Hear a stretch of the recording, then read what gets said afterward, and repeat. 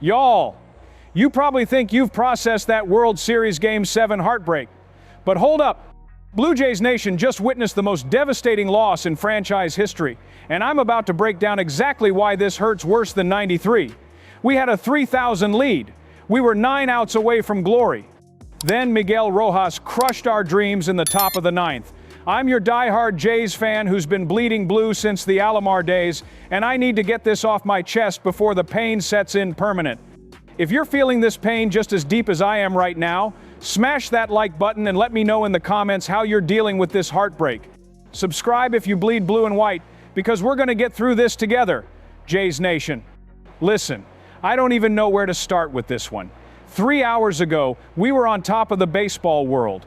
Bo Bichette launches that 3-run bomb in the early innings, and Rogers Center is shaking like it's 1993 all over again. The whole country stops. Every sports bar from Vancouver to Halifax erupts. We're thinking this is it. This is our moment. After finishing dead last in the AL East just 12 months ago, after all those doubts about John Schneider, after watching the Yankees and Red Sox get all the headlines while we rebuilt in the shadows. But here's what's eating at me right now. We didn't just lose a baseball game tonight, we lost the closest thing to redemption this franchise has seen in 31 years. Think about that for a second. 31 years since we lifted that trophy. An entire generation of Blue Jays fans has never experienced championship glory. Kids who are now adults, parents who've been waiting their whole lives to share that moment with their children. The way this season unfolded was pure magic, though. Remember where we started? Dead last. Laughingstock of the division. Everyone writing us off before spring training even ended. Then, something clicked. The chemistry, the fight, the way guys like Vladimir Guerrero Jr. stepped up when it mattered most. Jordan Romano, becoming a legitimate closer. The way our young rotation found their groove just when we needed them to. John Schneider kept talking about communication and cohesiveness all postseason long. You could see it on the field. Guys picking each other up. Bench players coming through in clutch moments. Starters moving to the bullpen when the team needed it. That's championship DNA, and we had it all season long. But wait, there's a twist that makes tonight even more brutal. We controlled this game for 8 2/3 innings. That's 26 outs of dominance. Our pitching staff was dealing. The offense was clicking at the perfect time. Even the baseball gods seemed to be smiling down on us for once. Then Jeff Hoffman throws one pitch, one hanging slider to Miguel Rojas. And just like that, everything we built this season comes crashing down. The Dodgers scored in 5 different innings tonight while we only managed to plate runs in 2. That's the difference between champions and heartbreak right there. Baseball is a game of inches, and tonight those inches went against us in the cruelest possible way. Here's where it gets even more painful. Madison was right when she said this team captivated a nation. You saw it in the crowd shots tonight.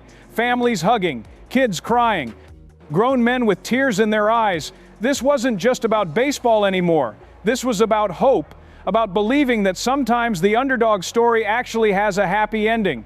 The contrast between the Dodgers celebrating on our field and our fans in the stands is going to haunt me for months. But here's what I keep coming back to. This team was never supposed to be here. Vegas had us as massive underdogs. The so-called experts picked the Dodgers in 5 games. Instead, we pushed them to Game 7 and came within 3 outs of shocking the baseball world. Now here's where it gets interesting for the future. This organization is in a completely different place than it was 12 months ago. The front office finally seems to understand what it takes to build a winner. We've got young talent that just got invaluable October experience. Guys like Moreno behind the plate, the development of our rotation, the way our bullpen stepped up in pressure moments. But here's the kicker that's going to keep me up tonight. How do you recover from this? How do you look at that group of players who came so close to immortality and convince them they can do it again? Because let's be real, Jays Nation, windows don't stay open forever in this game. The Dodgers proved tonight that talent and payroll still matter. They've got superstars at every position. They can absorb mistakes because they've got depth we can only dream about. Meanwhile, we're one injury away from our season falling apart. That's the harsh reality of small market baseball, even in a hockey-mad country like Canada. Remember what this felt like, though. Remember Bo's home run. Remember the way Romano shut down their lineup in the early games of this series. Remember the way this team made believers out of skeptics all across the country. Because this pain we're feeling right now, it means we cared. It means this mattered. Some of you are probably wondering what's next. Do we run it back with the same core? Do we make moves to get over the hump? Here's what I know. Vladimir Guerrero Jr. just proved he can perform on the biggest stage. Our young pitching staff gained experience money can't buy, and John Schneider showed he can manage in October.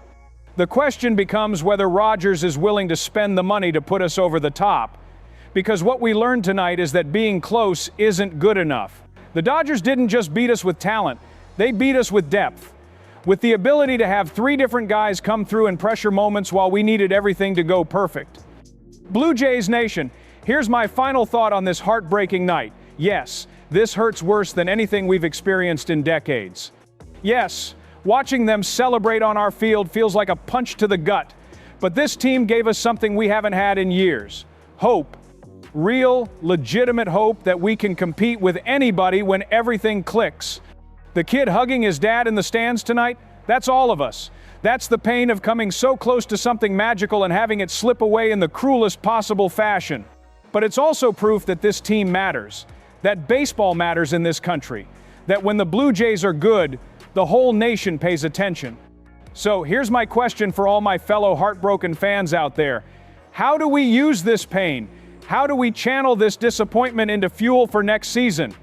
Because mark my words, this isn't the end of our story. This is just the most painful chapter in what I hope becomes an epic comeback tale. Drop a comment below and tell me how you're processing this loss. Are you already thinking about next season, or do you need time to heal? And if you're still with me after this emotional roller coaster, hit that subscribe button, because we're going to cover every move this offseason as we try to get back to this moment. But next time, we're finishing the job. Jays Nation, this one's going to hurt for a while, but we'll be back. We have to be back, because nights like tonight remind us why we love this beautiful, heartbreaking game in the first place.